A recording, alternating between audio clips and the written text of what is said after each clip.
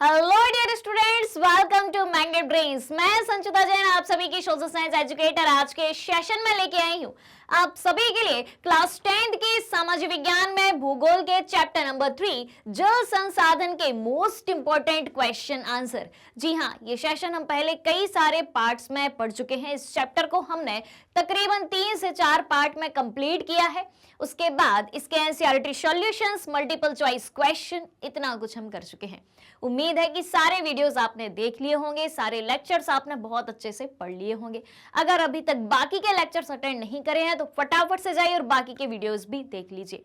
आज के सेशन को शुरू करने से पहले आप सभी से रिक्वेस्ट है कि जल्दी से जल्दी आज के सेशन को आप सभी लाइक कर दें, शेयर कर दें और चैनल को सब्सक्राइब भी कर दें, क्योंकि मैग्नेट ब्रेन्स प्रोवाइड कराता है आपको क्लास 6 से लेकर क्लास 12 तक के सारे कोर्सेज, वो भी एकदम free of cost, high quality education के साथ एक ही सिंगल प्लेटफॉर्म पर। जी हाँ, CBSE board, MP board, UP board, Bihar board, Delhi board, Rajasthan board, इतने सारे बोर्ड के सिलेबस को कवर कराने के अलावा हम उन सारे स्टेट बोर्ड के सिलेबस को कवर कराते हैं जहां पर एनसीईआरटी का पैटर्न फॉलो किया जाता है। ऑलराइट, तो इतनी सारी अच्छी बातों के साथ और आपके लाइक शेयर के साथ शुरू करते हैं आज का ये सेशन, जल संसाधन chapter number 3 most important question answer. हाँ जी, और एक बात और है कि अगर आपको ई बुक्स नोट्स की भी आवश्यकता है तो वीडियो के डिस्क्रिप्शन में लिंक दी है, वहां पर आप जाएं, फटाफट से उस पर क्लिक करें, वहां से आप ई बुक्स नोट्स भी प्राप्त कर सकते हैं। चलिए, तो पैटर्न को समझ लेते हैं। मोस्ट इंपॉर्टेंट क्वेश्चन आज किस तरीके से होने वाले हैं। तो भाई साहब 10 होंगे क्वेश्चन अति लघुत्तरीय, 10 क्वेश्चन अति लघुत्तरीय होने वाले हैं। उसके बाद 5 क्वेश्चन होंगे आपके लघुत्तरीय, ऑलराइट, और 5 क्वेश्चन होंगे आपके दीर्घ उत्तरीय। क्लियर है ये बात? तो टोटल कितने क्वेश्चन होने वाले हैं? टोटल 20 क्वेश्चन आंसर आज अपन सॉल्व करेंगे। तो सभी रेडी हैं भाई? लाइक शेयर हो गया बराबर से? चलिए तो शुरू किया जाए। पहला अति लघुत्तरीय प्रश्न आप सभी के सामने ये रहा। और हाँ जी, जितने भी क्वेश्चन हैं सारे के सारे आंसर किसको देना है? आपको देना है, कमेंट करके बताना है। और अगर क्वेश्चन के बीच में से ही आपको एक नया क्वेश्चन दिमाग में आता है कि ये कैसे, तो उसको भी आपको कमेंट में पूछना है, आपका जवाब दिया जाएगा। चलिए तो शुरू करते हैं। अति लघुत्तरीय प्रश्न है और पहला प्रश्न है, भारत में पानी एक बहुत ही महत्वपूर्ण संसाधन है, किन्हीं 3 बिंदुओं को बताइए। हम रहते हैं भारत देश में तो हम भारत की बात करेंगे, वैसे तो पूरी दुनिया के लिए पानी एक महत्वपूर्ण संसाधन है। पानी नहीं तो कुछ नहीं, क्योंकि जल ही जीवन है, जल है तो कल है। तो भारत में पानी एक बहुत महत्वपूर्ण संसाधन है, किन्हीं 3 बिंदुओं को बताइए कि किस तरीके से पानी एक बहुत ही इंपॉर्टेंट रिसोर्स है, एक महत्वपूर्ण संसाधन है। तो चलिए जानते हैं। देखें, भारत में पानी एक बहुत ही महत्वपूर्ण संसाधन है। पहली बात करें तो पानी मानव अस्तित्व के लिए महत्वपूर्ण है। अगर पानी है तो मानव है, पानी नहीं है तो मानव का कोई अस्तित्व नहीं है। दूसरी बात, पानी का उपयोग परिवहन के लिए किया जाता है, बिल्कुल किया जाता है। जल परिवहन की हम बात करें, ठीक है, जल परिवहन की हम बात करें तो क्या जल परिवहन के बिना नौ का संचालन संभव है? जी नहीं। और जल परिवहन की बात यहां पर इसलिए कही गई क्योंकि विदेशों से अंतरराष्ट्रीय व्यापार जो अधिकतर होता है हमारा, वो सबसे ज्यादा जल परिवहन के द्वारा ही होता है।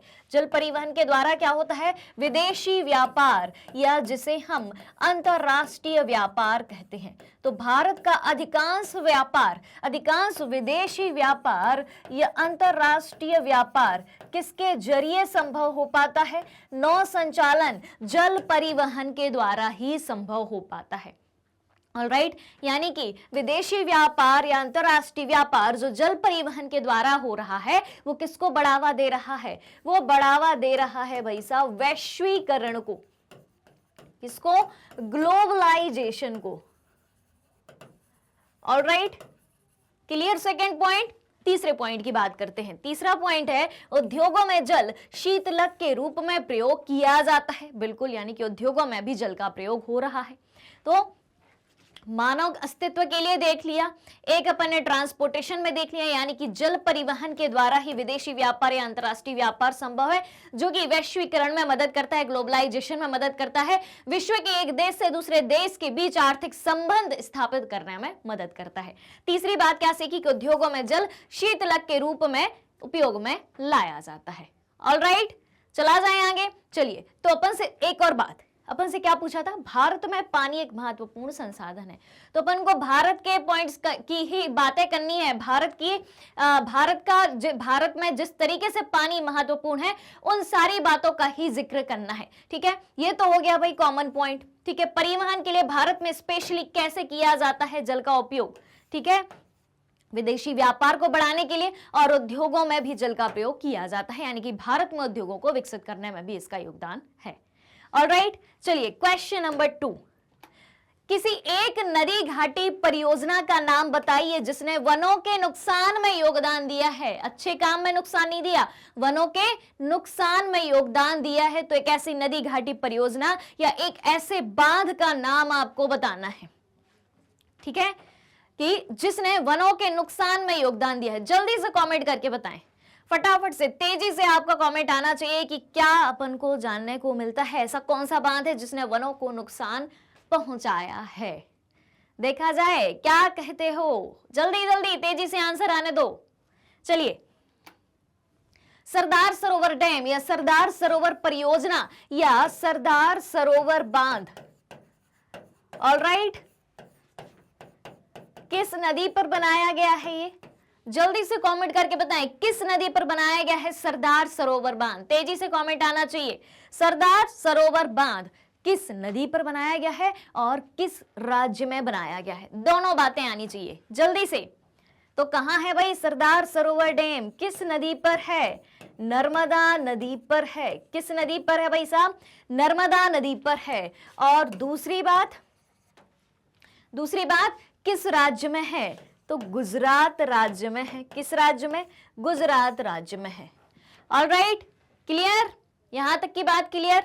चलिए, हाँ जी, एक और सवाल, सरदार सरोवर डैम जो बनाया गया है जिसने वनों के नुकसान में योगदान दिया है, उसके लिए एक अभियान भी चलाया गया है भाई। कौन सा और जिससे नदी को भी खतरा है, कौन सा आंदोलन चलाया गया है भाई, नर्मदा बचाओ आंदोलन। कौन सा, नर्मदा बचाओ आंदोलन भी चलाया गया है। Alright, clear. अब बढ़े आगे, इतनी बातें क्लियर हो गई भाई, जल्दी से स्क्रीनशॉट ले लो क्योंकि सरदार सरोवर डैम के बारे में आपको सारी जानकारी ऑलमोस्ट इसमें दी गई है। चले आगे, चलिए। तो क्वेश्चन नंबर 3 है, पानी की कमी के क्या कारण है, ऐसे कौन से कारण हैं जिनके कारण पानी की कमी बनी हुई है। बताइए, जल्दी बताइए, पानी की कमी के क्या क्या कारण हैं। चलो देखे भाई कौन कौन से कारण है। तो सबसे पहला कारण, 100 समस्याओं की एक सबसे बड़ी जड़, जनसंख्या वृद्धि, पॉपुलेशन।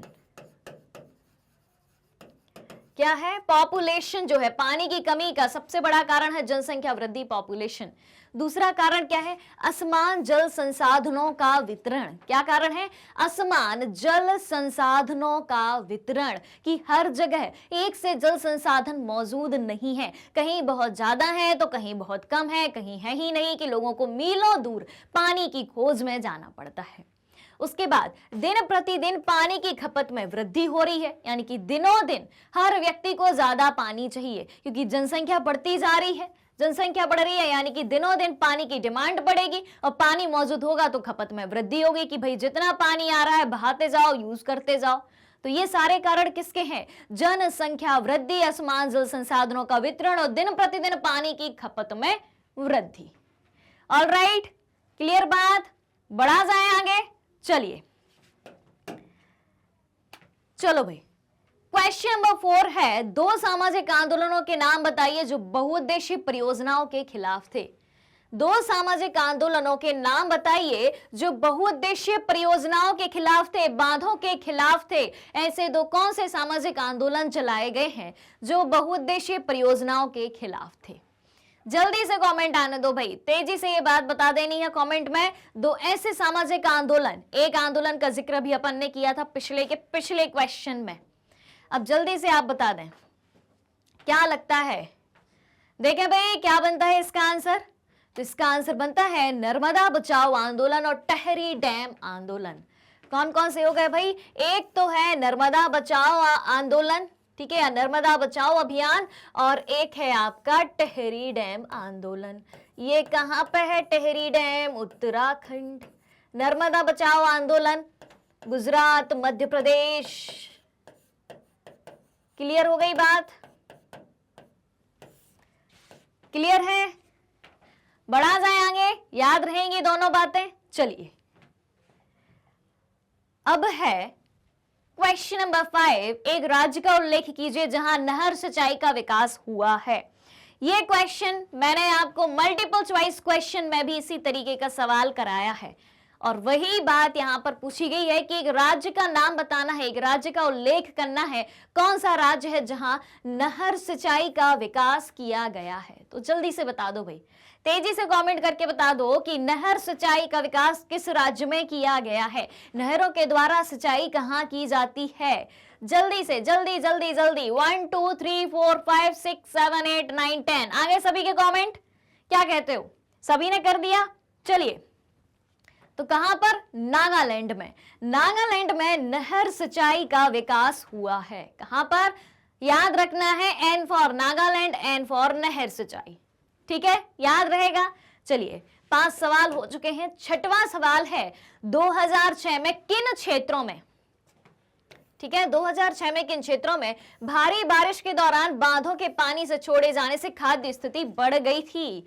बताइए क्या लगता है, 2006 में किन क्षेत्रों में भारी बारिश के दौरान बांधों से पानी छोड़े जाने से खाद्य स्थिति बढ़ गई थी। चेक किया जाए आंसर, क्या लगता है कौन से वो राज्य हैं। तो महाराष्ट्र और गुजरात दो ऐसे राज्य हैं जहां पर 2006 में भारी बारिश के दौरान बांधों से पानी छोड़े जाने से खाद्य स्थिति बढ़ गई थी। चलिए सवाल है अगला, 11वीं शताब्दी में कौन सी सबसे बड़ी कृत्रिम झील का निर्माण किया गया था। बता दो भाई जल्दी से, 11वीं शताब्दी पढ़ाया था मैंने आपको चैप्टर में, जब मैंने प्राचीन समय की जल संसाधनों की बात कही थी, ठीक है, उसमें मैंने आपको ये बात बताई थी। प्राचीन समय में अपन ने चंद्रगुप्त मौर्य के समय की बात करी थी, कलिंगा की बात करी थी, इसकी भी बात करी थी। 11वीं शताब्दी में कौन सी सबसे बड़ी कृत्रिम झील, कृत्रिम झील का मतलब क्या होता है, मानव निर्मित झील। कृत्रिम झील का मतलब क्या होता है, मानव निर्मित झील, ठीक है। तो 11वीं शताब्दी में कौन सी सबसे बड़ी कृत्रिम झील का निर्माण किया गया था। जल्दी बताएं भाई, कमेंट करके बताएं, फटाफट बताएं, जल्दी जल्दी जल्दी जल्दी। चलिए चलिए, झीलों का शहर, झीलों का शहर भोपाल अपना, ठीक है। तो 11वीं शताब्दी में भोपाल झील नामक सबसे बड़ी कृत्रिम झील का निर्माण किया गया था। किसका निर्माण किया गया था, 11वीं शताब्दी में भोपाल झील नामक सबसे बड़ी कृत्रिम झील का निर्माण किया गया था, जिसे भोजताल के नाम से भी जानते हैं। जी हाँ, और जिसे किसने बनवाया था, राजा भोज ने बनवाया था। किसने बनवाया था, राजा भोज ने बनवाया था, और राजा भोज का स्टैच्यू भी इसी झील के बीचों बीच आपको देखने को मिल जाएगा। ऑलराइट, क्लियर हो गई बात। चलिए क्वेश्चन नंबर 8 है, किस नदी को दुख की नदी कहा जाता है। बताइए भाई, किस नदी को दुख की नदी के नाम से भी जाना जाता है। जल्दी जल्दी जल्दी, दुख की नदी, किस नदी को दुख की नदी के नाम से भी जाना जाता है। चेक किया जाए, देखा जाए। चलिए आ जाइए फिर। तो ये है भाई आपकी दामोदर नदी। कौन सी नदी, दामोदर नदी को दुख की नदी भी कहा जाता है। किस नदी को, दामोदर नदी को दुख की नदी के नाम से भी जाना जाता है। अब जल्दी से कमेंट करके आपको बताना है, एक सवाल आपसे है मेरा, दामोदर नदी कहां स्थित है। ठीक है, कहां स्थित है, दामोदर नदी कहां स्थित है और इसका उद्गम स्थान कहां है। इसका उद्गम स्थान कहां है। जल्दी जल्दी जल्दी जल्दी जल्दी बताएं भाई, दामोदर नदी कहां स्थित है, इसका उद्गम स्थान कहां पर है। चेक किया जाए, चेक मैं नहीं करूंगी, अब आपको चेक करना है, खोजना है इसका आंसर और कमेंट करके मुझे बताना है। चलिए क्वेश्चन नंबर 9 है अति लघु उत्तरीय प्रश्नों में, बांधों को आधुनिक भारत का मंदिर किसने घोषित किया था? जी हाँ, बांधों को आधुनिक भारत का मंदिर कहा जाता है, तो किसने कहा था कि बांध जो है आधुनिक भारत के मंदिर हैं? चलिए जल्दी से कमेंट करके बताएं। चलिए देखा जाए तो पंडित जवाहरलाल नेहरू, किसने? पंडित जवाहरलाल नेहरू ने बांधों को आधुनिक भारत का मंदिर घोषित किया था। याद रहेगा ना, पंडित जवाहरलाल नेहरू, चाचा नेहरू, भारत के प्रथम प्रधानमंत्री। क्लियर? अब याद रहेगा। चलो आ जाओ। क्वेश्चन नंबर 10 है, किस क्षेत्र में लोगों ने सिंचाई के लिए गुल या कुल का निर्माण किया? बताओ भाई, किस क्षेत्र में लोगों ने सिंचाई के लिए गुल या कुल का निर्माण किया? जल्दी जल्दी जल्दी जल्दी, किस क्षेत्र में लोगों ने सिंचाई के लिए गुल या कुल का निर्माण किया? बताओ भाई। गुल या कुल जैसी वाहिकाएं किस क्षेत्र में बनाई गई हैं? पहाड़ी क्षेत्रों में या पहाड़ी या पर्वतीय क्षेत्रों में, मैदानी क्षेत्रों में, तटीय क्षेत्रों में, कहां बनाई गई हैं? जल्दी जल्दी जल्दी। चलिए देखा जाए तो देखो भाई, पश्चिमी हिमालय यानी कि पहाड़ी क्षेत्र में। कहां पर? पश्चिमी हिमालय में लोगों ने सिंचाई के लिए गुल या कुल का निर्माण किया।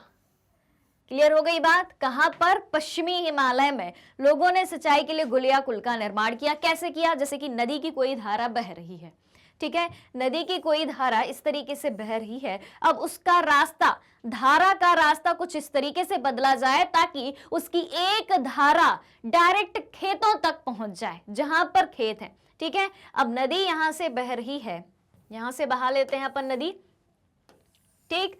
अब इसकी एक धारा हमें यहां स्थित, ठीक है, पहाड़ी इलाकों में स्थित किसी खेत में पहुंचाना है, तो नदी जहां से निकल रही है, जहां से होकर गुजर रही है, वहीं बीच में से हम एक धारा कुछ इस तरीके से वाहिका के रूप में, ठीक है, वितरिका के रूप में हम उसका रास्ता कुछ इस तरीके से मोड़ देंगे कि हमारे खेतों को भी पानी उपलब्ध हो पाए।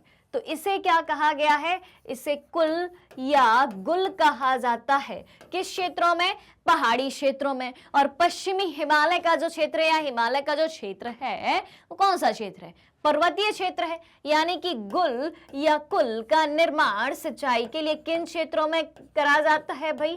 पहाड़ी या पर्वतीय क्षेत्रों में किया जाता है।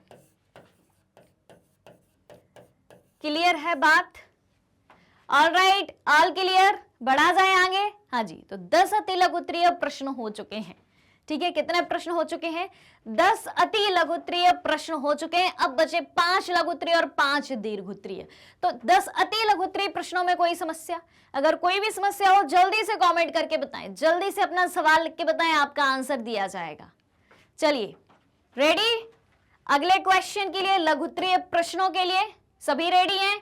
चलिए, हाँ जी, तो लघु उत्तरीय प्रश्न स्टार्ट हो चुके हैं और लघु उत्तरीय प्रश्नों में पहला प्रश्न है और मोस्ट इंपॉर्टेंट क्वेश्चन की सीरीज का 11वां प्रश्न है, जो कि है आप सभी के सामने। भारत में कृषि ने पानी की कमी की समस्या को किस प्रकार बढ़ा दिया है? क्या पूछा गया है? भारत में कृषि ने पानी की कमी की समस्या को किस प्रकार बढ़ा दिया है, स्पष्ट कीजिए। चलिए तो जानते हैं। अब भाई कृषि की हम बात करें तो क्या कृषि के बिना जीवन संभव है? ठीक है, अनाज कहाँ से प्राप्त होता है भाई? खेतों से प्राप्त होता है, कृषि के माध्यम से प्राप्त होता है। अर्थव्यवस्था का प्राथमिक क्षेत्र है, और अगर अर्थव्यवस्था का प्राथमिक क्षेत्र यानी कि कृषि क्षेत्र ही नहीं रहेगा तो बाकी की अर्थव्यवस्था कैसे चलेगी? बाकी की दुनिया कैसे चलेगी? लोगों का जीवन कैसे चलेगा? तो ये क्या है? ये हमारी बुनियादी आवश्यकता है। बात आ रही समझ में? रोटी, कपड़ा और मकान बुनियादी आवश्यकता है, तो रोटी नहीं मिलेगी अगर, यानी कि खेत नहीं होंगे, कृषि नहीं होगी, तो जीवन कहाँ होगा? अब पूछा गया है कि भारत में कृषि ने पानी की समस्या को कैसे प्रभावित किया है या किस प्रकार बढ़ा दिया है, स्पष्ट कीजिए। तो कृषि एक ऐसा क्षेत्र है जहां पर पानी सबसे ज्यादा लगता है। तो कृषि में पानी एक बुनियादी आवश्यकता है। जिस प्रकार कृषि बुनियादी आवश्यकता है, तो कृषि के लिए पानी बुनियादी आवश्यकता है। अगर कृषि को पानी नहीं मिलता है, सिंचाई नहीं होती है, तो कैसे पेड़ पौधे पनपेंगे? क्या आप और हम पानी के बिना रह सकते? नहीं रह सकते, तो पेड़ पौधे भी कैसे रहेंगे? तो कृषि में पानी एक बुनियादी आवश्यकता है और इसका उपयोग सिंचाई के लिए किया जाता है। किसके लिए किया जाता है? इसका उपयोग सिंचाई के लिए किया जाता है। दूसरी बात करें तो HYV बीजों को पारंपरिक बीजों की तुलना में अधिक पानी की आवश्यकता होती है। अब HYV बीज क्या होते हैं? HYV इसका फुल फॉर्म होता है हाई यील्डिंग वैरायटी सीड्स। ठीक है, यानी कि उच्च किस्म के बीज। हिंदी में इसको क्या कह सकते हैं हम? उच्च किस्म के बीज। तो जो नए बीज हैं, जो हाई क्वालिटी के बीज हैं, हाई यील्डिंग वैरायटी के बीज हैं, ठीक है, उनको परंपरागत बीज की अपेक्षा ज्यादा पानी लगता है। ठीक है, बात आई समझ में? 2 पॉइंट।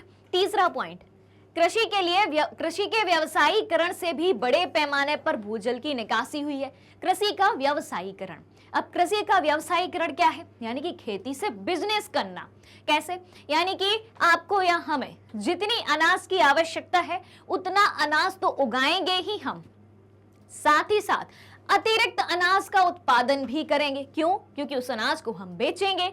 ये क्या है? कृषि का व्यवसायीकरण, यानी कि कृषि के माध्यम से बिजनेस करना, व्यापार करना। अब जब ज्यादा अनाज उगाना पड़ेगा आपको तो ज्यादा पानी भी लगेगा। ठीक है, क्योंकि आपने ज्यादा क्षेत्र में बीज बोए हैं और वो बीज बोएंगे अपन और उन कीटनाशकों, रसायनों और उर्वरकों का प्रयोग करेंगे जो कि हाई क्वालिटी के हैं, आधुनिक हैं। बात आ रही है समझ में? यानी कि हाई यील्डिंग वैरायटी के बीजों का प्रयोग करेंगे हम ताकि फसल की पैदावार ज्यादा हो। अब हमने दूसरे पॉइंट में क्या पढ़ा कि HYV बीजों को अधिक पानी की आवश्यकता होती है पारंपरिक बीजों की तुलना में। ठीक है, तो कृषि के व्यवसायीकरण के लिए क्या चाहिए? ज्यादा जमीन चाहिए। ज्यादा जमीन, ज्यादा बीज और अच्छी किस्म के, उन्नत किस्म के, नई किस्म के हाई यील्डिंग वैरायटी के सीड्स चाहिए जिनमें ज्यादा पानी लगना है। तो यहां भी भाई पानी लगेगा। उसके बाद चौथी बात क्या कही गई है? भूजल का अतिप्रयोग कृषि से जुड़ी एक अन्य समस्या है। क्या बात कही गई है? भूजल का अतिप्रयोग। अब कृषि में भूमिगत जल का प्रयोग किया जा रहा है, तो भूजल का अति प्रयोग कृषि से जुड़ी एक अन्य समस्या है। इसके अति प्रयोग के कारण, यानी कि भूजल के, भूमिगत जल के, जो पानी भूमि के अंदर है, उसके ज्यादा प्रयोग के कारण भारत के कई हिस्सों में जल स्तर नीचे चला गया है। क्लियर हुई बात? तो हमसे क्या पूछा गया था कि भारत में कृषि ने पानी की समस्या को किस प्रकार बढ़ा दिया है। तो क्या क्या जानने को मिला कि कृषि में पानी एक बुनियादी आवश्यकता है, इसका उपयोग सिंचाई के लिए किया जाता है। HYV बीजों को पारंपरिक बीजों की तुलना में ज्यादा पानी लगता है। कृषि का व्यवसायीकरण अगर किया जाता है तो भूजल की निकासी ज्यादा होगी, यानी कि ज्यादा भूमिगत पानी लगेगा। और जब ज्यादा भूमिगत पानी का हम प्रयोग करेंगे तो भाई समस्या तो उत्पन्न होगी ही। ठीक है, तो इसके अति प्रयोग के कारण, यानी कि जब भूमिगत जल का अति प्रयोग होगा तो भारत के ऐसे कई हिस्से हैं जिनमें जल स्तर जितना होना चाहिए भूमि में जल स्तर उससे काफी नीचे पहुंच गया है। ठीक है, तो उपरोक्त बिंदुओं के आधार पर हम कह सकते हैं कि भारत में कृषि ने पानी की समस्या को बढ़ा दिया है। Alright, clear? चारों बातें याद रहेंगी। बढ़ा जाए आगे। चलिए अब देखें 12वां प्रश्न क्या है कि क्या यह संभव है कि किसी क्षेत्र में पर्याप्त जल संसाधन हो लेकिन अभी भी पानी की कमी का सामना करना पड़ रहा हो। ठीक है, माना कि किसी क्षेत्र में पानी के पर्याप्त संसाधन है, जल संसाधन है, लेकिन पर्याप्त जल संसाधन होने के बावजूद भी क्या उस क्षेत्र में पानी की कमी का सामना करना पड़ रहा है। 3 प्रासंगिक उदाहरणों की सहायता से व्याख्या करें, यानी कि ऐसे 3 प्रसंग आपको बताना है, 3 उदाहरण आपको बताना है जहां पर पानी के पर्याप्त संसाधन हैं लेकिन तब भी पानी की कमी बनी हुई है। देखें भाई क्या क्या प्रसंग है या क्या क्या उदाहरण है। तो चलिए देखते हैं। सबसे पहले तो हमसे क्या पूछा गया था, क्या यह संभव है? जी हाँ, हम ऐसे शुरुआत करेंगे कि हाँ यह संभव है कि किसी क्षेत्र में पर्याप्त जल संसाधन हो लेकिन फिर भी वह पानी की कमी का सामना कर रहा हो। ठीक है, अब देखें हमारे अधिकांश शहर इस समस्या का सामना कर रहे हैं। पहली बात क्या जानने को मिलती है कि हमारे अधिकांश शहरों में पानी की कोई कमी नहीं है, लेकिन पानी उपभोग के लिए अनुपयुक्त है। पानी तो बहुत है, अधिकांश शहरों में पानी बहुत है, लेकिन वो पानी ऐसा है कि आप उपयोग नहीं कर सकते। जैसे कि हम तटीय शहरों की बात करें, जो शहर समुद्र के किनारे पर बसे हुए हैं, पानी की कोई कमी नहीं है, लेकिन समुद्र का पानी कैसा होता है? खारा होता है, उपयोग के लायक नहीं होता है। ठीक है, एक बात हो गई। दूसरी बात, हमारे अधिकांश शहर नदियों के किनारे हैं, बिल्कुल हैं, लेकिन नदियां जहरीली धाराओं में बदल गई हैं। जैसे कि आपके उत्तर प्रदेश के शहर, किसकी बात करें? लखनऊ की बात करें। लखनऊ कहाँ है? गोमती नदी। ठीक है, दिल्ली और आगरा कहाँ है भाई? यमुना नदी। ठीक है, ये सारी की सारी प्रदूषित नदियां हैं। आपके इलाहाबाद प्रयागराज की बात करें हम, गंगा नदी, गंगा यमुना का संगम मिलता है वहां पर। ठीक है, लेकिन ऐसे शहर मतलब अधिकांश नदियां ऐसी हैं कि वो नदियां जहरीली धाराओं में बदल गई हैं। शहर तो जरूर है नदियों के किनारे, नदियों के किनारे हैं तो वहां पर पानी तो पर्याप्त रहना चाहिए, तो पानी पर्याप्त है भी, लेकिन वो पानी उपयोग के काबिल नहीं है। क्यों? क्योंकि पानी जो है, नदी जो है, जहरीली धाराओं में बदल गई है, इतना प्रदूषण ही हो रहा है। ठीक है, तीसरी बात, तीसरा उदाहरण देखें, तीसरा प्रसंग देखें कि लगातार बढ़ती आबादी, यानी कि लगातार जिस गति से जनसंख्या, पॉपुलेशन बढ़ रही है, उद्योगों और वाहनों ने मौजूदा मीठे पानी के संसाधनों पर दबाव डालकर स्थिति को और खराब कर दिया है। जनसंख्या ने, यानी बढ़ती आबादी, पॉपुलेशन ने, उद्योगों ने और वाहनों ने क्या किया है? मौजूदा मीठे पानी के संसाधनों पर दबाव डालकर स्थिति को और खराब कर दिया है। क्लियर हो गई बात? यानी कि जो मीठे पानी के संसाधन थे वो भी अब प्रदूषित हो चुके हैं और हमारे पीने योग्य नहीं बचे हैं, इवन अन्य उपयोग के लिए भी वो संसाधन नहीं बचे हैं। क्लियर? चलिए अब देखें क्वेश्चन नंबर 13। प्रश्न क्रमांक 13 क्या है कि गहन औद्योगिकीकरण और शहरीकरण ने भारत में मौजूदा मीठे पानी के संसाधनों पर कैसे दबाव डाला?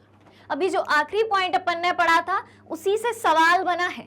आखिरी पॉइंट क्या पढ़ा था कि बढ़ती जनसंख्या, औद्योगिकीकरण, शहरीकरण ने मीठे पानी के संसाधनों पर दबाव डाला है, जिससे पानी तो उपलब्ध है लेकिन उपयोग के लिए उपलब्ध नहीं है, वो पानी उपयोगी नहीं है।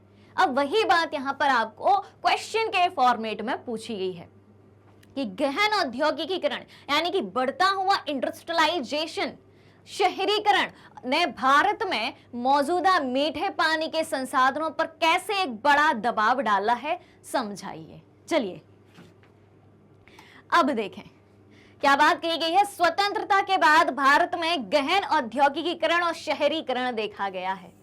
कब के बाद? सन 1947 के बाद। आजादी कब मिली थी? भारत कब स्वतंत्र हुआ था? 1947 में। तो स्वतंत्रता के बाद भारत में गहन औद्योगिकीकरण और शहरीकरण देखा गया है। फिर देखें क्या बात कही गई है कि बहुराष्ट्रीय कंपनियों को ताजे पानी के अलावा उन्हें बिजली की आवश्यकता होती है, जो पनबिजली से आती है। आजादी के बाद की बात हो रही है कि आजादी के बाद भारत में उद्योग धंधे बढ़े हैं, शहरीकरण बढ़ा है। इंडस्ट्रियलाइजेशन बढ़ा तो अर्बनाइजेशन बढ़ा, यानी कि औद्योगिकीकरण बढ़ा तो शहरीकरण बढ़ा। जहां पर ज्यादा उद्योग धंधे लगाए गए वहां पर लोग काम की तलाश में आए, वहां पर काम भी करने लगे और अपना रहवास भी बना लिया, तो जनसंख्या बढ़ी। जनसंख्या बढ़ी, अन्य सुविधाएं भी वहां पर उपलब्ध कराई गई, तो शहर के शहर बस गए। तो इस तरीके से औद्योगिकीकरण के फलस्वरूप क्या हो गया? शहरीकरण भी बढ़ता चला गया। ठीक है, और यहां पर बात हो रही है एमएनसी की। एमएनसी यानी कि मल्टीनेशनल कंपनी, यानी बहुराष्ट्रीय कंपनियां।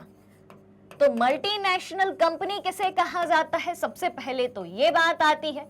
तो मल्टीनेशनल कंपनी, उन कंपनी को कहा जाता है मल्टीनेशनल, बहुराष्ट्रीय। शब्द से ही समझने की कोशिश करिएगा, यानी कि वो कंपनी जो एक से ज्यादा राज्यों में काम, एक से ज्यादा राष्ट्रों में काम करती हो, एक से ज्यादा देशों में काम करती हो, एक से ज्यादा कंट्रीज में काम करती हो।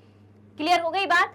तो बहुराष्ट्रीय कंपनियां कैसे आई? ये वैश्वीकरण, ग्लोबलाइजेशन के फलस्वरूप, यानी कि आर्थिक रूप से जब दुनिया के देश एक दूसरे से जुड़े, वैश्वीकरण हुआ। कब हुआ था? 1991 में। कब हुआ था भाई? ग्लोबलाइजेशन की हम बात करें, ग्लोबलाइजेशन की हम बात करें तो कब हुआ था? 1991 में हुआ था वैश्वीकरण।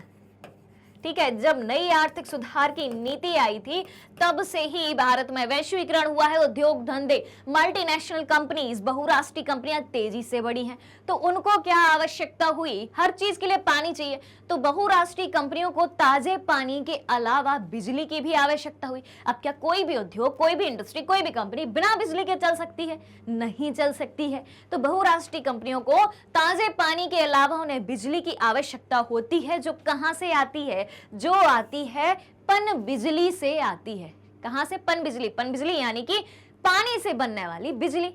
ठीक है, बिजली कैसे बनेगी? पानी से बनेगी। ताजे पानी की अलग से जरूरत पड़ी और बिजली की जरूरत पड़ी, तो बिजली भी कैसे बनी? पानी से।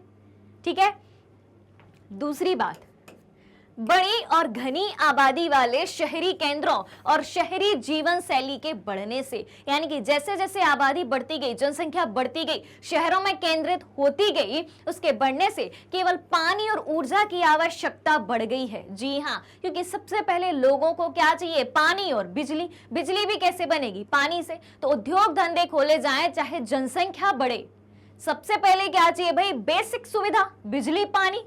ठीक है, तो बड़ी और घनी आबादी वाले शहरी केंद्रों और शहरी जीवन शैली के बढ़ने से केवल पानी और ऊर्जा की आवश्यकता बढ़ गई है, जिसने समस्या को और ज्यादा बढ़ा दिया है। किसकी समस्या को? पानी की समस्या को।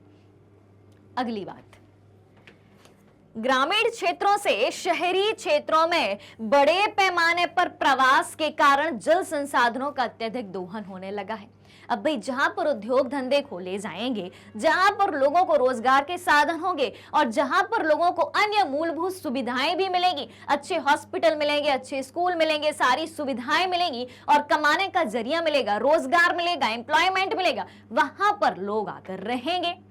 तो जब गांव से शहर की तरफ लोग आएंगे तो आबादी वहां पर बढ़ेगी। क्लियर है? यानी कि प्रवास हो रहा है। प्रवास किसे कहते हैं? जब कोई व्यक्ति किसी विशेष उद्देश्य के लिए एक जगह से दूसरी जगह की यात्रा करता है। ठीक है, तो अब जब गांव से शहरों की तरफ लोग जाएंगे, वो भी बड़े पैमाने पर प्रवास करेंगे, तो उसके कारण जल संसाधनों का दोहन तो होगा ही, क्योंकि आप जहां जाओगे वहां पर आपको पानी की जरूरत है। ठीक है, क्लियर हुई इतनी बात?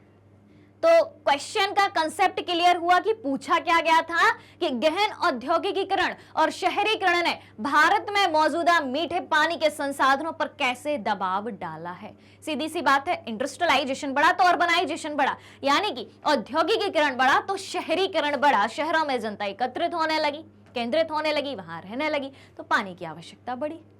ऑलराइट, चलिए अब देखें, क्वेश्चन नंबर 14 है, भूजल एक अत्यधिक उपयोग किया जाने वाला संसाधन क्यों है? भूजल, भूमिगत जल जो है एक अत्यधिक उपयोग किया जाने वाला संसाधन क्यों है? ज्यादा उपयोग इसका क्यों किया जाता है? तो चलिए जानते हैं इसको भी। देखें, भूजल यानी कि भूमिगत जल निम्नलिखित कारणों से अत्यधिक उपयोग किया जाने वाला संसाधन है। कौन कौन से कारण है वो? पहला कारण है बड़ी और बढ़ती आबादी। क्या बात की गई है? बड़ी और बढ़ती आबादी, फलस्वरूप पानी की अधिक मांग और उस तक असमान पहुंच के कारण। भूजल निम्नलिखित कारणों से अत्यधिक उपयोग किया जाने वाला संसाधन है, क्यों? यह पूछा था, यानी कि जमीन के अंदर जो पानी है, भूमिगत जल जो है, ज्यादा यूज क्यों किया जाता है? क्योंकि आबादी बड़ी है और बढ़ती ही जा रही है। पहले से ही जनसंख्या अधिक है। ठीक है, 2011 की जनगणना के अनुसार 121 करोड़ थी और वर्तमान की हम बात करें 2021 की जनगणना के अनुसार, 2011 की जनगणना के अनुसार 121 करोड़ थी और 2021 की जनगणना के अनुसार 140 करोड़ को पार कर गई है भारत की जनसंख्या, और भारत जनसंख्या के मामले में दुनिया में पहले नंबर पर पहुंच चुका है। जी हां, तो बड़ी और बढ़ती आबादी के फलस्वरूप पानी की अधिक मांग बढ़ी और उस तक असमान पहुंच, यानी कि सभी लोगों को बराबर पानी नहीं मिला। पानी की डिमांड बराबर सभी की है कि सबको बराबर मात्रा में पानी चाहिए, लेकिन बराबर पानी सभी को मिल नहीं रहा। एक बात। दूसरी बात, बड़ी आबादी के लिए उच्च खाद्यान्न उत्पादन की सुविधा के लिए, सिंचित क्षेत्रों और शुष्क मौसम कृषि के विस्तार के लिए जल संसाधनों का अत्यधिक दोहन किया जा रहा है। अब जब जनसंख्या बढ़ गई है, हर एक पॉइंट दूसरे से कनेक्टेड मिलेगा आपको, ठीक है। पहले में जनसंख्या बढ़ी, अब जनसंख्या बढ़ी तो भाई खाना भी चाहिए सबको। खाना कैसे उगेगा? खेतों में उगेगा। खेतों में खाना उगाने के लिए, अन्न उगाने के लिए क्या चाहिए? पानी चाहिए, ठीक है। तो बड़ी आबादी के लिए उच्च खाद्यान्न उत्पादन की सुविधा के लिए, सिंचित क्षेत्रों और शुष्क मौसम कृषि के विस्तार के लिए जल संसाधनों का अत्यधिक दोहन किया जा रहा है। आबादी ज्यादा बढ़ी, आबादी को पानी चाहिए, आबादी को भोजन चाहिए, भोजन उगाने के लिए पानी चाहिए, ठीक है। यानी कि पूरा सर्कल, पूरी दुनिया पानी के इर्द गिर्द ही घूम रही है। फिर देखें, शहरों में हाउसिंग सोसाइटियों, कॉलोनियों में पानी की जरूरतों को पूरा करने के लिए भूजल पंपिंग उपकरणों की व्यवस्था है। जो शहरों में हाउसिंग सोसाइटी है, बड़ी बड़ी कॉलोनी है, वहां पर 24 घंटे पानी उपलब्ध कराने के लिए, पानी की जरूरत को पूरा करने के लिए भूजल पंपिंग उपकरणों की व्यवस्था भी करी गई है और अक्सर इसका अत्यधिक दोहन किया जा रहा है। यानी कि जमीन से पानी निकालने के लिए जिन पंप का उपयोग किया जाता है, ठीक है, उनकी व्यवस्था की बात हो रही है और इसके उपयोग से भूजल का दोहन अत्यधिक हो रहा है। क्लियर है बात? तो ये बात हो गई कि भूमिगत जल स्तर कम क्यों हो रहा है। सवाल है अगला, 5वां लघुत्तरीय प्रश्न है और 20 मोस्ट इंपॉर्टेंट क्वेश्चन की सीरीज का ये 5वां सवाल है। तो देखें, जवाहरलाल नेहरू ने बांधों को आधुनिक भारत का मंदिर क्यों घोषित किया है? बताओ भाई जल्दी से। जवाहरलाल नेहरू ने बांधों को आधुनिक भारत का मंदिर क्यों घोषित किया? कारण सहित बताइए। चलिए तो जाने, देखें, आ जाइए। जवाहरलाल नेहरू ने बांधों को आधुनिक भारत के मंदिर के रूप में घोषित किया है। क्यों किया है? क्योंकि वे बाढ़ को खत्म करते हैं। पहली बात क्या है? बाढ़ को खत्म कर देते हैं। बांध क्या क्या काम करते हैं जिसके कारण उन्हें आधुनिक भारत का मंदिर, भारत के प्रथम प्रधानमंत्री पंडित जवाहरलाल नेहरू जी के द्वारा कहा गया है। बाढ़ को खत्म करते हैं या कम करते हैं, यानी कि बाढ़ नहीं आ पाती है। जहां पर भी पानी ज्यादा गिरता है आवश्यकता से, देख, अगर नदी का जल स्तर ऊपर आ जाता है तो क्या हो रहा है? बाढ़ आ रही है। लेकिन अगर उस नदी पर बांध बनाया गया है तो या तो वो बांध बाढ़ को खत्म ही कर देता है, यानी कि बाढ़ आ ही नहीं पाती, या फिर बाढ़ कम होती है, ठीक है। फिर उसके बाद देखें, कृषि के लिए पानी उपलब्ध कराना, बिल्कुल जहां पर बांध बनाए जाते हैं उस क्षेत्र में कृषि के लिए पानी की पर्याप्त उपलब्धता होती है। उसके बाद तीसरी बात, मानव और औद्योगिक उपभोग के लिए पानी की उपलब्धता कराना, यानी कि मानव के लिए भी और उद्योगों के लिए भी पानी की उपलब्धता कराना। मानव की बेसिक नीड्स के लिए पानी की आवश्यकता है, दिन से लेकर रात तक के हर काम के लिए पानी की आवश्यकता है, और साथ ही साथ उद्योगों के लिए भी पानी की आवश्यकता है। तो कैसे पूर्ति हो रही है उसकी? कि बांधों के द्वारा उनकी पूर्ति हो रही है। बांधों द्वारा क्या किया जाता है? नदी के पानी को रोका जाता है, ठीक है। फिर चौथी बात क्या है? कि घरों और उद्योगों के लिए पनबिजली प्रदान करना। क्या बात कही गई है? कि घरों के लिए और उद्योगों के लिए पनबिजली प्रदान करना। पनबिजली यानी कि पानी से बनने वाली बिजली जो आपके घर में सप्लाई हो रही है, 24 घंटे आपको लाइट, पंखा, कूलर, एसी जो भी आप चला रहे हैं, ठीक है, कैसे प्राप्त हो रहा है? पनबिजली से, पानी के द्वारा जो बिजली बनाई गई। ऑलराइट, चलिए, तो अतः इन सब बातों के आधार पर या इन सब बिंदुओं के आधार पर हम कह सकते हैं कि बांध आधुनिक भारत के मंदिर हैं, जैसा कि पंडित जवाहरलाल नेहरू जी ने कहा है। ऑलराइट, तो 15 सवाल हो चुके हैं, ठीक है, यानी कि 10 अति लघुत्तरीय प्रश्न और 5 लघुत्तरीय प्रश्न हो चुके हैं। अब बारी है 5 दीर्घोत्तरीय प्रश्नों की। तो चलिए चलते हैं। पहला दीर्घोत्तरीय प्रश्न है और इस सीरीज का 16वां सवाल है, बाढ़ को नियंत्रित करने के लिए बनाए गए बांधों से बाढ़ आ गई है। क्या बात कही गई है? बाढ़ को नियंत्रित करने के लिए बनाए गए बांधों से बाढ़ आ गई है, कथन का विश्लेषण करें। अब आप बोलेंगे कि मैम अभी 15वां सवाल जो करवाया था उसमें तो आपने बताया था, आंसर में पहले पॉइंट में बताया था कि बांध बाढ़ को कम करते हैं या खत्म करते हैं, ठीक है। अब बाढ़ को नियंत्रित करने के लिए बनाए गए बांधों से बाढ़ आ गई है। अब ये कैसा कथन है? तो चलो आ जाओ, इसको भी देख लेते हैं। तो देखो भाई, देश के आर्थिक विकास के लिए बांध बनाए जाते हैं कि नदी पर बांध बनाया जाए जिससे सिंचाई अच्छे से होगी, खेत खलियान फलेंगे फूलेंगे, अर्थव्यवस्था का प्राथमिक क्षेत्र फलेगा, उद्योगों के लिए पानी मिलेगा, बिजली बनाई जाएगी, आसपास के क्षेत्रों के लिए पानी की उपलब्धता कराई जाएगी। तो क्या होगा? हमारे देश का विकास होगा, आर्थिक विकास होगा। तो देश के आर्थिक विकास के लिए बनाए गए बांध कई बार विनाशकारी हो सकते हैं। कैसे हो सकते हैं? वे बाढ़ का कारण बन सकते हैं। ठीक है, जरूरी नहीं कि हर बांध, सुनना ध्यान से, हर प्रकार का बांध बाढ़ को रोके ही, बाढ़ को आने से रोके ही या बाढ़ को खत्म करे। क्यों? वो डिपेंड करता है बांध की संरचना के आधार पर और किस मटेरियल से वो बांध बनाया गया है। अगर बांध कमजोर है तो बांध खुद ही बह जाएगा उस पानी में।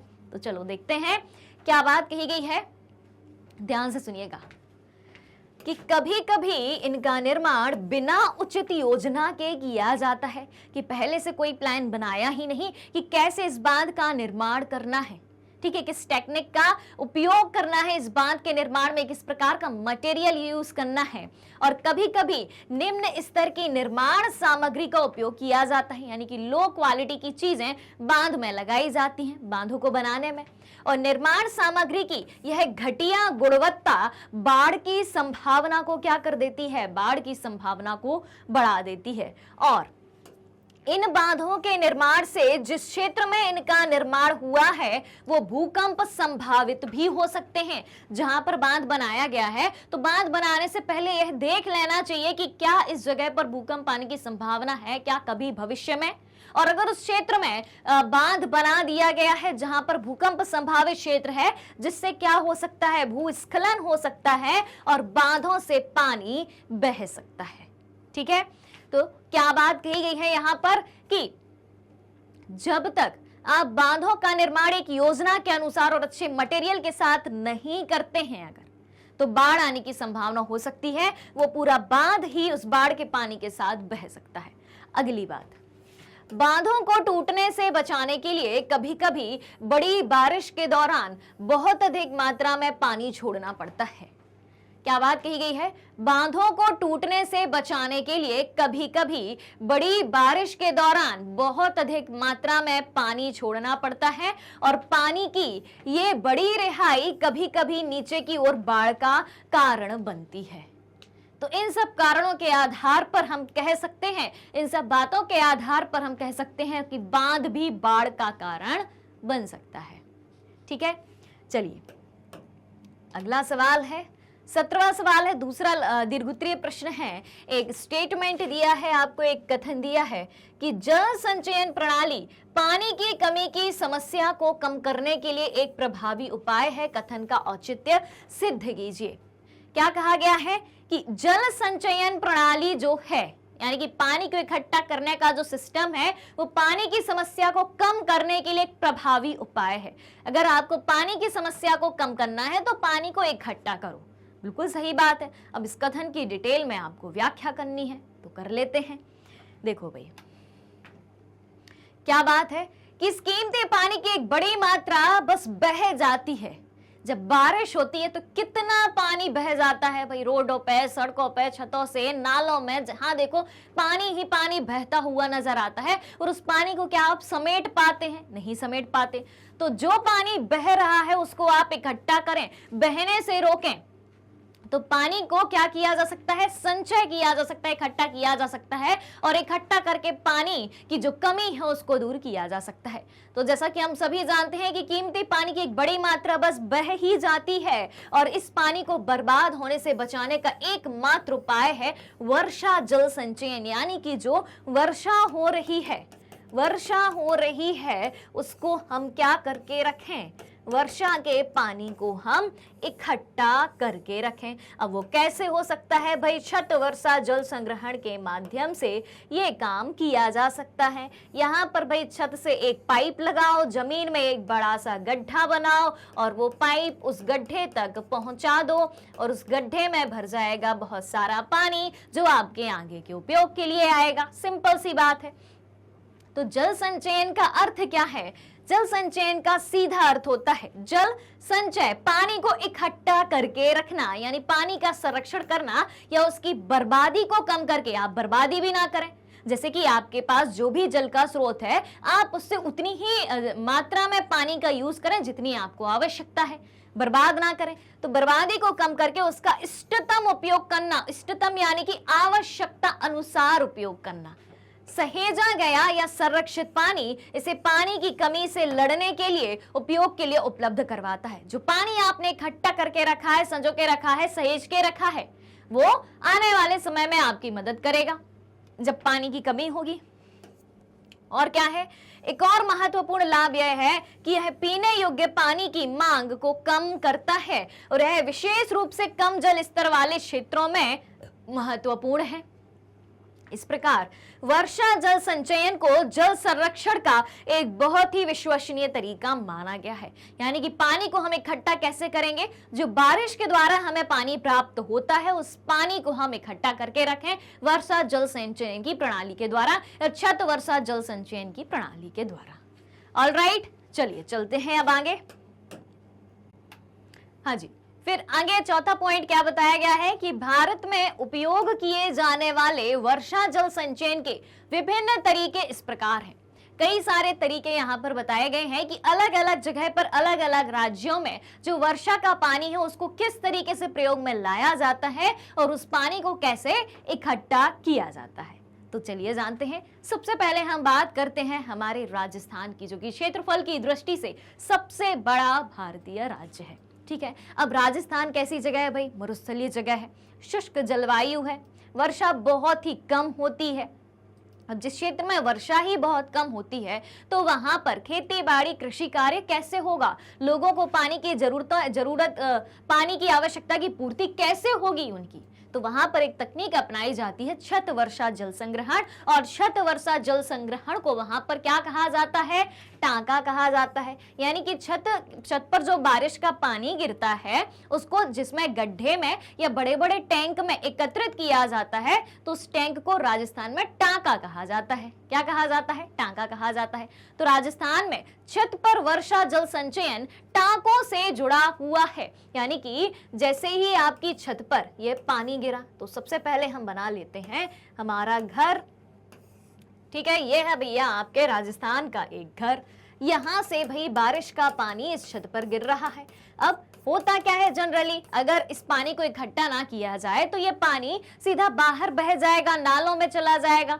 ठीक है, लेकिन इस पानी को क्या करना है भाई? इस पानी को हमें इकट्ठा करके रखना है। अब इकट्ठा कैसे करेंगे? तो भैया जमीन में एक गड्ढा खोदो, यानी कि टांका बनाओ।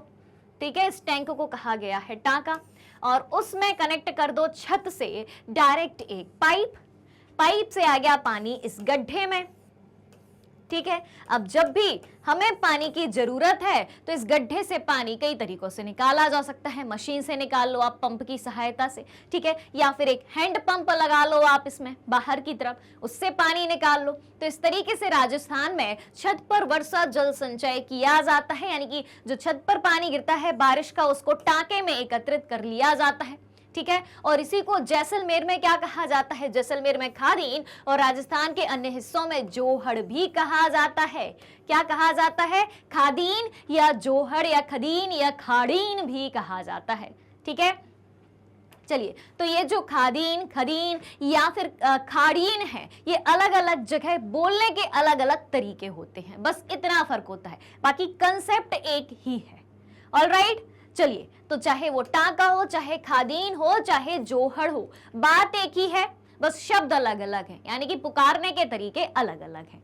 चलिए, फिर उसके बाद पश्चिम बंगाल में क्या किया जाता है? पश्चिम बंगाल में कुल या गुल नाम से उनको पुकारा जाता है। किसको? यानी कि जहां पर वर्षा जल का संग्रहण किया जाता है। अब वर्षा का पानी ऐसा तो है नहीं कि सिर्फ छतों पर गिरे, नदियों में भी पानी आता है। तो पश्चिमी हिमालयी क्षेत्र में क्या किया जाता है भाई साहब? देखो, हिमालय क्षेत्र के आसपास से निकलने वाली जो नदियां हैं और हिमालय क्षेत्र के जो खेत खलिहान है, तो क्या किया जाता है कि जैसे कि ये नदी बह रही है, ठीक है, ये नदी बह रही है, अब इस नदी से खेतों में पानी पहुंचाना है, तो किसका निर्माण करेंगे? गुल या कुल का। अब ये गुल या कुल कहलाता क्या है?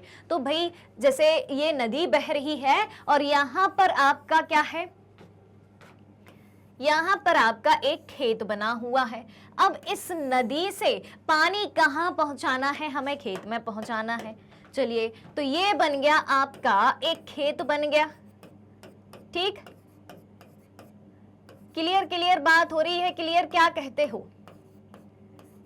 बात हुई क्लियर? हाँ जी, ये बन गया आपका खेत बन गया। अब इस खेत में पहुंचाना है इस नदी से पानी, तो नदी से खेत में पानी कैसे पहुंचाएंगे? इस नदी के मार्ग से एक कोई धारा लेके, 1 2 3 धाराएं जितनी भी हैं वो लेके खेतों की तरफ हम मोड़ देंगे, और इन्हीं धाराओं को, इन्हीं वाहिकाओं को क्या कहा गया है? इन्हीं वाहिकाओं को कहा गया है, ये है आपकी गुल या कुल, ठीक है। चाहे ये वाहिका हो चाहे ये वाहिका हो, जो खेतों की तरफ मोड़ दी गई है, वहां से खेतों में इन धाराओं के द्वारा पानी पहुंच जाएगा, ठीक। फिर उसके बाद तीसरी बात सीखें। तीसरी बात है कि मेघालय में जहां प्रचुर वर्षा होती है, वर्षा जल संचयन आमतौर पर किया जाता है, ठीक है। जैसे कि हम बात करें कहां की?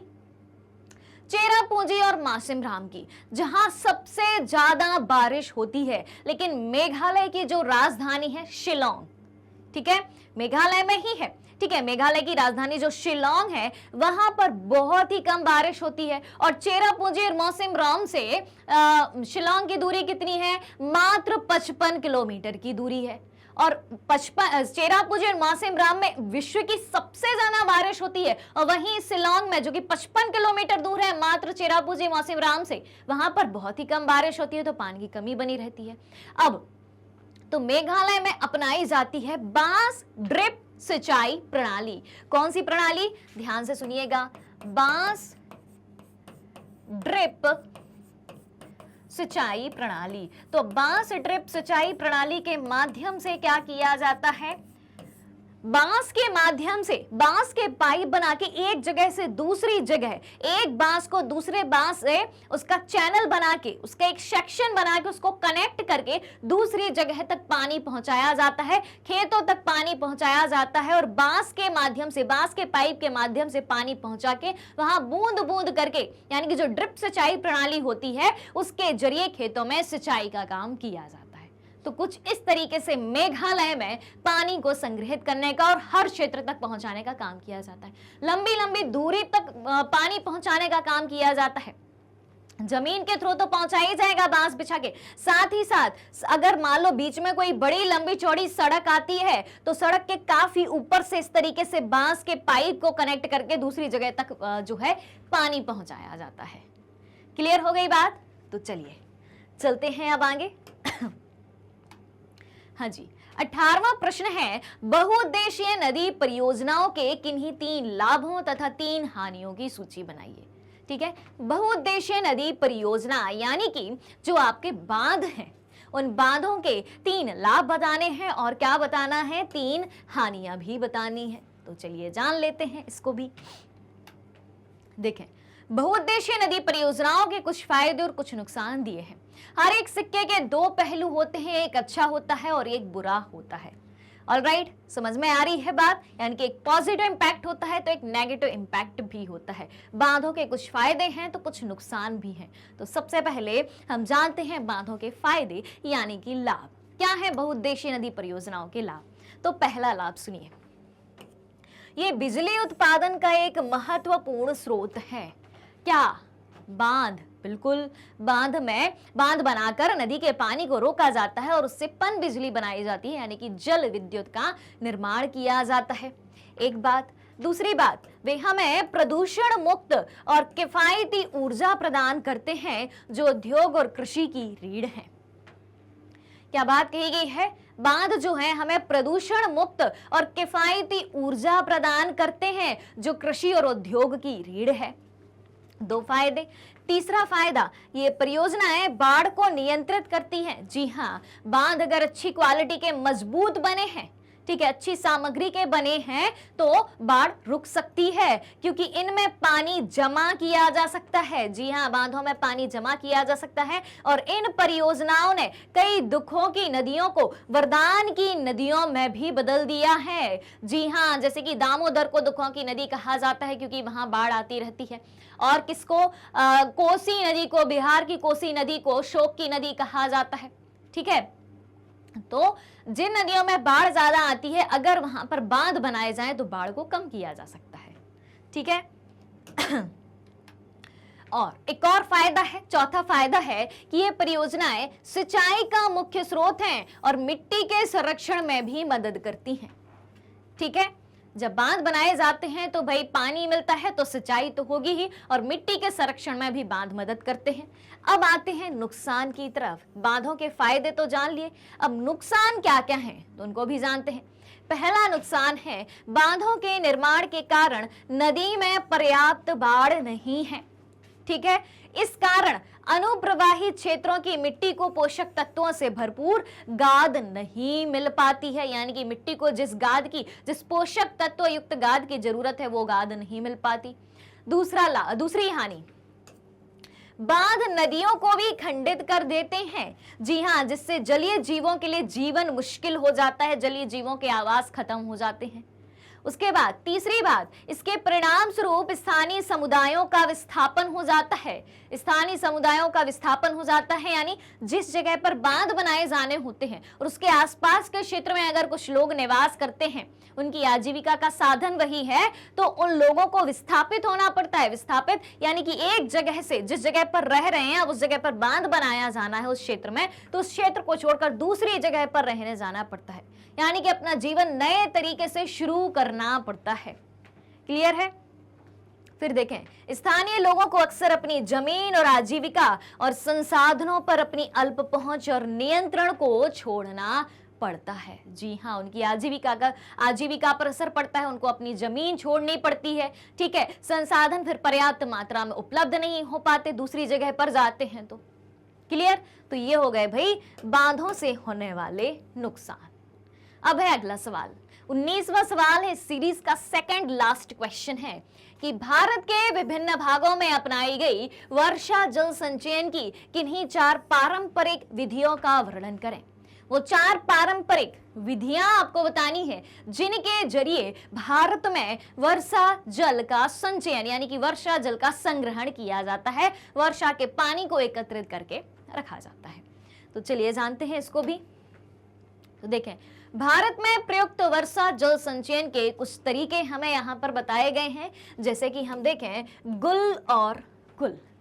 क्या है तरीका? गुल और कुल। पहला तरीका जो कि अभी मैंने आपको बताया था, डायग्राम के थ्रू बताया था, अब फिर से समझ लें इसको। तो लोगों ने पानी को मोड़ने के लिए पहाड़ी क्षेत्रों में गुल और कुल का निर्माण किया है। अब पानी को मोड़ने, कहां से मोड़ रहे हैं भाई? नदी का रास्ता मोड़ने के लिए। ये आई भाई नदी, ये इधर बना है खेत, ठीक है, इसमें लगे हैं ये आपके पेड़ पौधे। अब खेतों में करनी है सिंचाई, तो अब पानी कैसे पहुंचेगा पहाड़ी क्षेत्रों में? तो पहाड़ी क्षेत्रों के आसपास के इलाकों से गुजरने वाली जो नदियां हैं, उनके रास्तों को, उनकी धारा को, कुछ एक धारा को इस तरीके से मोड़ दिया रास्ता बना के, तो खेतों तक पानी आसानी से पहुंच जाएगा। ठीक है, खेतों तक पानी आसानी से पहुंच जाएगा। बात आ रही समझ में? तो इसको ही क्या कहा गया है? इन्हें ही गुल या कुल कहा गया है। जो इस तरीके से पानी का रास्ता यानी कि नदी का रास्ता मोड़ा गया है, नदी की एक धारा खेतों तक पहुंचाई है, इन्हीं वाहिकाओं को, इन्हीं धारा को क्या कहा है? गुल अथवा कुल कहा है। क्लियर हो रही है बात? और ये साधारण चैनल हैं, वे मुख्य रूप से पश्चिमी हिमालयी क्षेत्र में उपयोग किए जाते हैं। तो गुल और कुल का निर्माण किन क्षेत्रों में किया जाता है? गुल और कुल का निर्माण पश्चिमी हिमालयी क्षेत्र में किया जाता है। ऑलराइट, दूसरी बात है रूफटॉप रेन वाटर हार्वेस्टिंग। क्या कहा है? Rooftop rain water harvesting. तो चलिए समझते हैं इसको भी। तो राजस्थान में पीने के पानी को स्टोर करने के लिए आमतौर पर इसका अभ्यास किया जाता है। रूफटॉप रेन वाटर हार्वेस्टिंग यानी कि छत वर्षा जल संग्रहण। रूफटॉप, छत कहाँ होती है? छत कहाँ होती है भाई? घर के ऊपर ही होती है ना, ठीक है। रेन वाटर, वर्षा का जल, उसको एकत्रित करना। तो ये हो गया क्या? Rooftop rain water harvesting. तो सबसे ज्यादा ये उपाय कहाँ किया जाता है? राजस्थान में। राजस्थान में क्या बनाया जाता है? टांका बनाया जाता है पानी को इकट्ठा करने के लिए। टांका क्या है? एक भूमिगत टैंक, गड्ढा, ठीक है। तो राजस्थान में पीने के पानी को स्टोर करने के लिए आमतौर पर इसका अभ्यास किया जाता है, ये बनाया जाता है। और तमिलनाडु में तो भैया इसके लिए कानूनी प्रावधान है कि हर एक घर में भूमिगत टैंक होना चाहिए। हर एक घर में छत का पानी, जो बारिश का पानी छत पर गिरता है, उसको इकट्ठा किया ही जाना चाहिए। और जो इस रूल को फॉलो नहीं करता है उसको भैया जुर्माना भरना पड़ेगा, ठीक। उसके बाद आपलावन चैनल, ये क्या होते हैं? ये चैनल बंगाल के बाढ़ के मैदानों में खेतों की सिंचाई के लिए विकसित किए गए हैं। तो ये रहे भाई कुछ पारंपरिक तरीके जिसके द्वारा वर्षा जल को एकत्रित किया जाता है। उसके बाद चौथा तरीका है खादेन और जोहड़। तो ये क्या है? शुष्क और अर्ध शुष्क क्षेत्रों में, यानी कि मरुस्थलीय क्षेत्रों में जहां पर नमी की कमी है, आर्द्रता की कमी है, बारिश बहुत कम होती है, यानी कि शुष्क और अर्ध शुष्क क्षेत्रों में कुछ कृषि क्षेत्रों को वर्षा आधारित भंडारण संरचनाओं में बदल दिया गया था। और ये संरचनाएं कहां पाई जाती हैं? राजस्थान में पाई जाती हैं, जिसको क्या कहा जाता है? खादीन या जोहड़ कहा जाता है। चलिए अब बारी आती है टांका की, ठीक है। तो टांका मैं आपको समझा ही चुकी हूं कि टांका क्या है। टांका कहां बनाया जाता है? एक भूमिगत गड्ढा, जिसे राजस्थान में टांका कहते हैं। तो मुख्य घर या आंगन के अंदर एक भूमिगत गड्ढा बनाया जाता है और इन्हें पाइप के माध्यम से घरों की ढलान वाली छत, जो आपकी ढलान वाली छत है, वहां पर पानी इस तरीके से बहेगा और वहां से एक पाइप लगा दिया जमीन के अंदर जो गड्ढा बनाया है वहां तक। अब पानी आएगा छत से सीधा नीचे और उस गड्ढे में भरता जाएगा, भरता जाएगा, भरता जाएगा, पानी स्टोर होता जाएगा और बस जब चाहे आप उस पानी को यूज कर सकते हो। उन टांकों में जमा हो जाता है। तो बारिश का पहला दौर, जब पहली बारिश आती है तो उस दौरान सीधा उसमें पानी नहीं भरा जाता है। उस पानी से क्या किया जाता है? पहले छत को साफ किया जाएगा, पाइप को साफ किया जाएगा और टांके को साफ किया जाएगा। फिर उसके बाद जो पानी गिरेगा उस पानी को उस टांके में, यानी कि भूमिगत टैंक या गड्ढे में एकत्रित किया जाएगा, ठीक है। तो पहली बारिश से तो सफाई करी जाती है छत की, पाइप की, टांके की, लेकिन बाद की बारिश से बारिश का पानी एकत्रित किया जाता है और बारिश के पानी को टंकियों में जमा किया जा सकता है। तो इस तरीके से कुछ परंपरागत तरीके हैं जिनके जरिए हम वर्षा जल को एकत्रित कर सकते हैं। एक और है भाई बांस ड्रिप सिंचाई प्रणाली, जो कि मेघालय में अपनाई जाती है। जी हाँ, ये कैसे किया जाता है? बांस के पाइप बनाए जाते हैं। ये बांस के पाइप का उपयोग करके और गुरुत्वाकर्षण के माध्यम से, गुरुत्वाकर्षण यानी कि जब कोई चीज ऊपर से नीचे की तरफ फेंकी जाएगी तो वो नीचे ही आएगी, क्योंकि पृथ्वी उस वस्तु को अपनी तरफ आकर्षित करती है।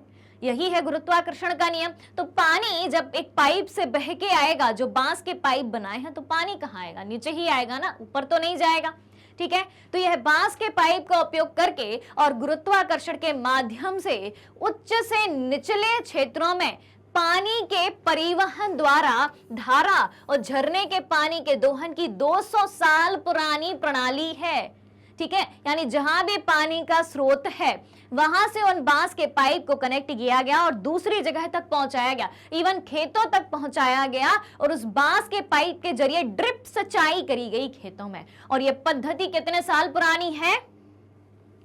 200 साल पुरानी है ये पद्धति। ऑलराइट, चलिए अब है भाई इस सीरीज का आखिरी सवाल, 20वां सवाल और आखिरी दीर्घ उत्तरीय सवाल। तो सवाल क्या है कि हाल के वर्षों में बहुउद्देशीय परियोजनाएं और बड़े बांध जांच और विरोध के दायरे में आ गए हैं, समझाओ क्यों। क्या बात कही गई है? हाल के वर्षों में बहुउद्देशीय परियोजनाएं और बड़े बांध जांच और विरोध के दायरे में आ गए हैं।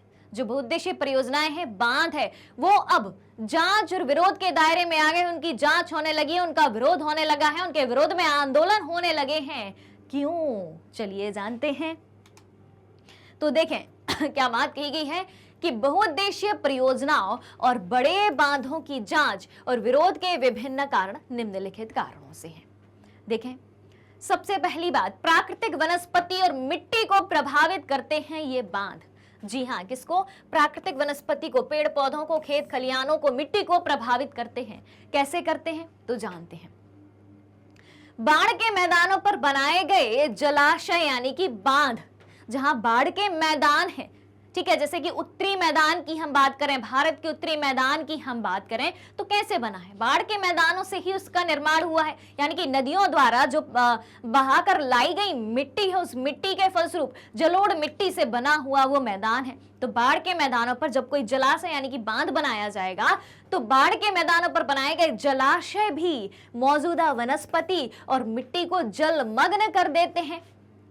ठीक है, जो आसपास के क्षेत्र की मिट्टी रहेगी या पेड़ पौधे रहेंगे वो उसमें डूब जाएंगे, तो भाई नुकसान हुआ, जिससे समय के साथ इनका अपघटन हो जाता है। वो डूबे रहे डूबे रहे डूबे रहे, उनका क्या हो गया? अपघटन हो गया, यानी कि वो खत्म। उसके बाद दूसरी बात देखें, बाढ़ के मैदान प्राकृतिक उर्वरक गाद से वंचित हैं। प्राकृतिक उर्वरक क्या होता है? एक गाद होती है, तो भाई अब गाद वहां पर एकत्रित ही नहीं हो पा रही है। ठीक है, गाद वहां पर एकत्रित ही नहीं हो पा रही है, तो मिट्टी उपजाऊ कैसे होगी? वो बाढ़ का मैदान उपजाऊ कैसे होगा? जो भूमि क्षरण की समस्या को और बढ़ा देते हैं। ठीक है, क्योंकि वहां से क्या हो रहा है? मिट्टी का कटाव हो रहा है, मिट्टी दूसरे क्षेत्र की तरफ जा रही है, वो क्षेत्र खोखला होता जा रहा है। क्लियर? यानी कि वहां की उर्वरता ही कम होती जा रही है। अब देखें, अब अगला कारण क्या है कि भारत के विभिन्न राज्यों के बीच लड़ाई का कारण है, विवाद का कारण है, झगड़ा का कारण है बांध। कैसे है? अब जैसे हम बात करें कि कोई नदी 2 या 3 राज्यों से होकर गुजरती है, यानी कि 1 से अधिक राज्यों से होकर गुजरती है। अब उस पर बनाया गया क्या? बांध बनाया गया उस पर, ठीक है, उस नदी पर। तो अब कायदे से तो उन दोनों राज्यों की बराबर भागीदारी होनी चाहिए, लेकिन अब उस बांध का कितना हिस्सा या उस नदी का कितना हिस्सा उस राज्य में पड़ता है, ये डिपेंड करता है किस पर? कि उस बांध को बनाने में कितना खर्चा लगेगा, कौन सा राज्य कितना खर्चा बांध को बनाने में देगा, और उससे जो लाभ प्राप्त होगा, बांध से जो भी लाभ प्राप्त होंगे, तो वो किस तरीके से, कितने अनुपात में, कितने परसेंटेज में किस राज्य को मिलेंगे। ये क्या कारण है? ये झगड़े का कारण है, ये विवाद का कारण है। ठीक है, तो बांध एक ही जल संसाधन से विभिन्न उपयोग और लाभ चाहने वाले लोगों के बीच संघर्ष पैदा कर देते हैं, और बहुउद्देशीय परियोजना की लागत और लाभों को साझा करने के संबंध में अंतरराज्यीय जल विवाद आम होते जा रहे हैं। यानी कि अंतरराज्यीय विवाद, यानी कि 2 या 2 से अधिक राज्यों के बीच विवाद। ऑलराइट, अब तीसरा कारण देखें, लोगों का विस्थापन। जी हाँ, जहां पर बांध बनाए जाते हैं और अगर उस क्षेत्र में लोगों का निवास है, रोजगार के साधन है, तो वो वहां से हटा दिए जाते हैं। उन लोगों को अपना बोरिया बिस्तर बटोर के दूसरी जगह विस्थापित हो जाना पड़ता है, दूसरी जगह जाना पड़ता है। यानी कि जो व्यक्ति सालों से, कई वर्षों से वहां पर रह रहा था, उसे अपना सब कुछ छोड़ के जाना पड़ता है, नई जिंदगी शुरू करनी पड़ती है। तो भाई ये तो गलत है। तो इनके परिणाम स्वरूप स्थानीय समुदायों का बड़े पैमाने पर विस्थापन होता है, और स्थानीय लोगों को अक्सर परियोजना के लिए अपनी जमीन और आजीविका छोड़नी पड़ती है। वहां जो रहने वाले लोग होते हैं वो जमीन छोड़नी पड़ती है, आजीविका का साधन छोड़ना पड़ता है, दूसरी जगह जाना पड़ता है, खोजना पड़ता है कहाँ रहें, क्या काम करें, कैसे कमाएं, कैसे खाएं। तो ये सब कारण हैं जो कि झगड़े के कारण है, बांधों के निर्माण के कारण। स्थानीय लोगों को ऐसी परियोजनाओं से कोई लाभ नहीं हो रहा है भाई साहब। जी हाँ, फिर सामाजिक आंदोलन के कारण भी है बांध। अब भाई जब इतना कुछ होगा, इतना सब घाटा होगा, प्राकृतिक वनस्पति को घाटा होगा, मिट्टी को घाटा होगा, लोगों को घाटा होगा, तो भाई उसके विरोध में आंदोलन तो चलाए जाएंगे। आंदोलन चलाए भी गए हैं, जैसे कि नर्मदा बचाओ आंदोलन चलाया गया है, ठीक है, टिहरी बांध आंदोलन चलाया गया है। तो वे नर्मदा बचाओ आंदोलन और टिहरी बांध आंदोलन आदि जैसे कई नई सामाजिक आंदोलनों का कारण रहे हैं। जी हाँ, तो पहली बात करें तो क्या आएगी? अनियंत्रित बाढ़। क्या होगा? अनियंत्रित बाढ़। कैसे? अब बाढ़ को नियंत्रित करने के लिए बनाए गए बांधों में अक्सर जलाशय में अवसादन और अत्यधिक वर्षा के समय बाढ़ आ जाती है। एक कारण यह भी पड़ा था कि अगर बांध बनाने की सामग्री में क्वालिटी नहीं है तो भी वो बांध नष्ट हो सकता है और वो क्षेत्र जलमग्न हो सकता है।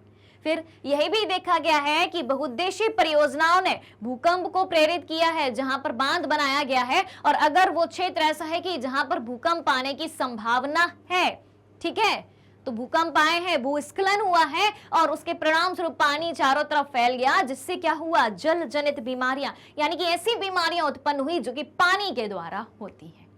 ऑलराइट, तो इतने सारे कारण हमने देखे और जिसके परिणाम स्वरूप विरोध भी हुआ और विरोध स्वरूप आंदोलन भी हुए हैं। तो भाई बांधों के जहां एक तरफ हमें फायदे नजर आते हैं, वहीं दूसरी तरफ नुकसान भी नजर आते हैं। फिर क्या होता है भाई? फसल पैटर्न में बदलाव। जी हाँ, सिंचाई की उपलब्धता ने भी फसल पैटर्न को बदल दिया है। किसान जल गहन और व्यावसायिक फसलों की ओर चले गए हैं। अब जब पानी ज्यादा मिल रहा है, जिस क्षेत्र में बांध है उस क्षेत्र में सिंचाई पर्याप्त होगी, तो व्यक्ति यानी कि किसान उसी तरीके की फसलों को उगाएंगे जिनमें ज्यादा पानी की आवश्यकता हो, और हो सकता है वो फसलें व्यवसाय के लिए अच्छी हो, यानी कि नगदी फसलें या व्यापारिक फसलें उगाएंगे। ठीक है, तो सिंचाई की उपलब्धता ने क्या किया? फसल पैटर्न को बदल दिया है। किसान पहले जिन चीजों की खेती करते थे, जिनको उगाते थे, अब उनको ना उगाकर दूसरी चीजों को उगाने लगे हैं। वो चीजें उगाने लगे हैं जिनमें ज्यादा पानी लगता है, ज्यादा फायदा होता है, और जो फसलें व्यावसायिक हैं, नगदी फसल है, ज्यादा पैसा मुनाफा होता है। ठीक है, और इसके महान पारिस्थितिक परिणाम है, जैसे मिट्टी का लवणीकरण। जी हाँ, मिट्टी खारी भी हो जाती है ज्यादा सिंचाई से। उसके बाद और ज्यादा सिंचाई से मिट्टी की उर्वरता क्षमता भी कम हो जाती है, उपजाऊ क्षमता भी कम हो जाती है। फिर इसने क्या किया है? अमीर जमींदारों और भूमिहीन गरीबों के बीच सामाजिक अंतर को बढ़ा दिया है। जी हाँ, इतने सारे जो कारण हैं वो किसके कारण है? फसल पैटर्न में जो बदलाव उत्पन्न हो रहा है वो किसके परिणाम स्वरूप हो रहा है? बांधों के द्वारा। यानी कि काफी सारी चीजें हमने यहां पर किस प्रकार की देखी? नेगेटिव ही देखी। ठीक, तो आज का सेशन यहीं पर खत्म होता है। आज हमने टोटल 20 सवाल करे हैं, जिसमें हमने अंत कुछ इस तरीके से किया कि बांधों के एक तरफ फायदे हैं तो एक तरफ नुकसान भी हैं। कई सारी वर्षा जल संग्रहण की पारंपरिक तकनीकों को भी जाना, अलग अलग राज्य में कैसे पानी को इकट्ठा किया जाता है, किन तकनीकों के द्वारा किया जाता है, उन तकनीक को क्या क्या कहा जाता है, काफी सारी चीजें जानी। उम्मीद है कि सारे क्वेश्चन आपको बहुत अच्छे से समझ में आ गए होंगे, और अगर अब भी कहीं डाउट है, कहीं समस्या है, तो जल्दी से कमेंट बॉक्स में आपको लिख के बता देना है कि मुझे ये समस्या है। ऑलराइट, आपके सारे सवालों का जवाब दिया जाएगा। अगर आप हमारे डेली के लाइव लेसन और रिकॉर्डेड लेसन से जुड़ना चाहते हैं, सारी चीजें उपलब्ध है मैग्नेट ब्रेन्स की यूट्यूब चैनल, वेबसाइट और एप्लीकेशन पर।